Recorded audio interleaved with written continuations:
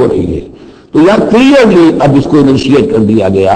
وہ جو میں نے عرض کیا تھا کہ ایک ہے رسالت کا بنیادی مقصد، تبشیر ہے، انذار ہے، تذکیر ہے، دعوت ہے، تبلیغ ہے. وما نرسل المرسلین الا مبشرین ومنذرین، وہ بنیادی مقصد بھی حضور کی بعثت کا ہے. لیکن حضور کا ایک امتیازی مقصد ہے، تکمیل رسالت کا جو مظہر ہے وہ ہے کہ دین کو غالب کرنا بالفعل. یہ جوڑا جو دو آیتوں کا ہے یہ بالکل اسی ترتیب کے ساتھ یہ جوڑا سورہ صف میں بھی آیا ہے. دوسری آیت تو جو کہ تم ہے، شوشے کا فرق نہیں. هو الذی ارسل رسولہ بالہدی ودین الحق لیظہرہ علی الدین کلہ ولو کرہ المشرکون. اس پر تو 24 صفحے کا میرا ایک مقالہ ہے جو لکھا ہوا ہے، جو میری کتاب ہے نبی اکرم صلی اللہ علیہ وسلم کا مقصد بعثت. صرف اس ایک آیت پر 24 صفحے کا مقالہ ہے. اور میں مطمئن ہوں، اللہ کا شکر ہے کہ اس آیت کا حق اللہ تعالیٰ نے میرے ذریعے سے پورا کروا دیا ہے. اس میں کسی اعتبار سے، اس لیے کہ لوگ اس میں سے اپنے لیے راستے نکالتے چور دروازے، یہ تو جی اللہ غالب کرنے والا ہے، کوئی انسان غالب کرنے والے تھوڑا ہی ہیں، اور یہ ہے اور وہ ہے. اس لیے کہ جو آدمی کام چور ہے چاہتا ہے کسی طریقے سے کوئی راہ فرار ہو، بھاگنے کا کوئی راستہ مل جائے. لیکن آپ اگر اس کو پڑھیں گے تو معلوم ہوگا کوئی راستہ فرار کا نہیں ہے. ہر جو بھی ممکن ہو سکتی ہے نحوی اعتبار سے جو امکان ہو سب کو میں نے لے کر اور ثابت کر دیا ہے کہ اس میں کہیں فرار کا راستہ نہیں. البتہ پہلی آیت میں تھوڑا سا فرق ہے. وہ آیت جو ہے وہاں ہے یریدون لیطفئوا، یہاں ہے ان یطفئوا، بس اتنا فرق ہے.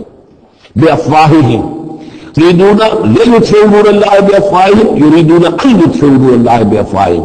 وہاں ہے واللہ متم نورہ ولو کرہ الکافرون، یہاں ہے ویابی اللہ الا یتم نورہ ولو کرہ الکافرون. یہ تو چاہتے ہیں کہ اپنے منہ کی پھونکوں سے، جس کو کہ پھر مولانا ظفر علی خان نے خوب اس کی تعبیر کی ہے، نور خدا ہے کفر کی حرکت پہ خندہ زن، پھونکوں سے یہ چراغ بجھایا نہ جائے گا. تو یہ جو چاہتے ہیں کہ اپنی منہ کی پھونکوں سے، اور اس میں ایک طرح کا طنز ہے، یہودی کیونکہ سامنے آ کر مقابلہ نہیں کر رہے تھے تو یہ ایسے تھا کہ منہ کی پھونکوں سے بجھانا چاہ رہے ہیں، صرف سازشیں ہیں ان کی، اور جو بھی یہ کر رہے ہیں کبھی سامنے آ کر انہوں نے جنگ نہیں کی.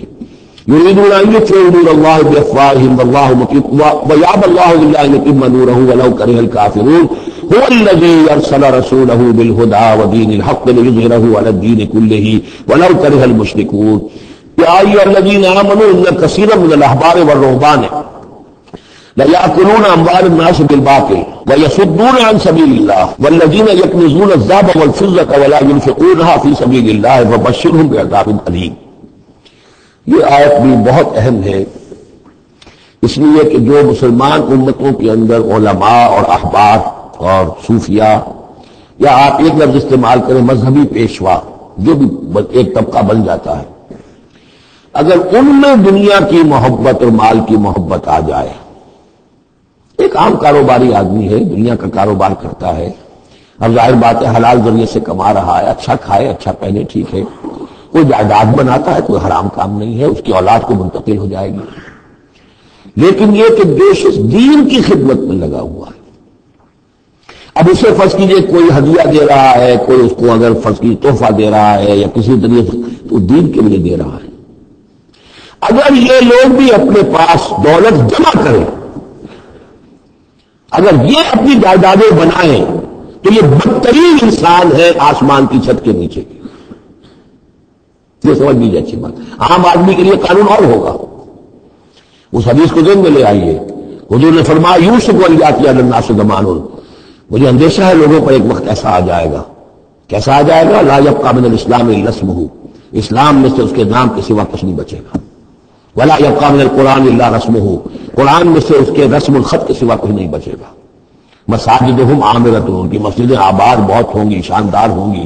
وہی خراب من الہدی، ہدایت سے خالی ہوں گی. وعلماؤہم شر الناس تحت دین السماء، اور ان کے علماء آسمان کی چھت کے نیچے کے بدترین انسان ہوں گے.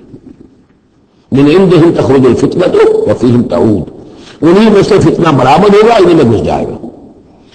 تو یا ایھا الذین آمنوا، اہل ایمان، ان کثیرا من الاحبار والرہبان، یقیناً بہت سے علماء اور درویش، لیاکلون اموال الناس بالباطل، وہ لوگوں کے مال ہڑپ کرتے ہیں باطل طریقے سے. ویصدون عن سبیل اللہ، اور وہ روکتے ہیں لوگوں کو اللہ کے راستے سے. والذین، اور کوئی نئی دعوت اٹھی ہے کہ اللہ کا بندہ جو ہے لوگوں کو دین کی طرف بلا رہا ہے، یا اپنی مسندیں جب خطرے میں دیکھتے ہیں تو نہیں چاہیں گے کہ ہمارے عقیدت مند جو ہے وہ کسی بھی ایسی دعوت کی طرف رخ کریں اور متوجہ ہو جائیں. ان کی جائیدادیں بن رہی ہیں، بڑے بڑے ایسٹس بنا رہے ہیں، جب مرتے ہیں تو چھوڑ کر جائیدادیں جاتے ہیں، ان کی اولادوں کے پھر آپس میں مقدمے ہوتے ہیں، جھگڑے ہوتے ہیں۔ فرمایا والذین یکنزون الذهب والفضة، اور وہ لوگ کہ جو دفینے بناتے ہیں، جمع کرتے ہیں اپنے پاس سونا اور چاندی، ولا ينفقونها فی سبیل اللہ، اور وہ خرچ نہیں کرتے اس کو اللہ کی راہ میں، فبشرهم بعذاب علیم، تو ان کو بشارت دے دیجیے عذاب علیم کی، دردناک عذاب کی۔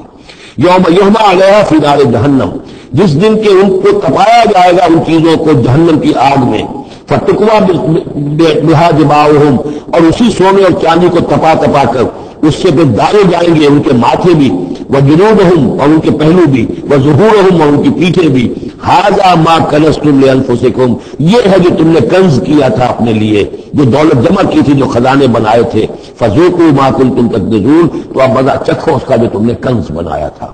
اس آیت کے بارے میں بعض باتیں اور بھی ہیں، انشاءاللہ وہ پھر اگلے نشست میں بیان کروں گا۔ بارک اللہ لی ولکم فی القرآن العظیم ونفعنی وإیاکم بالآیات والذکر الحکیم۔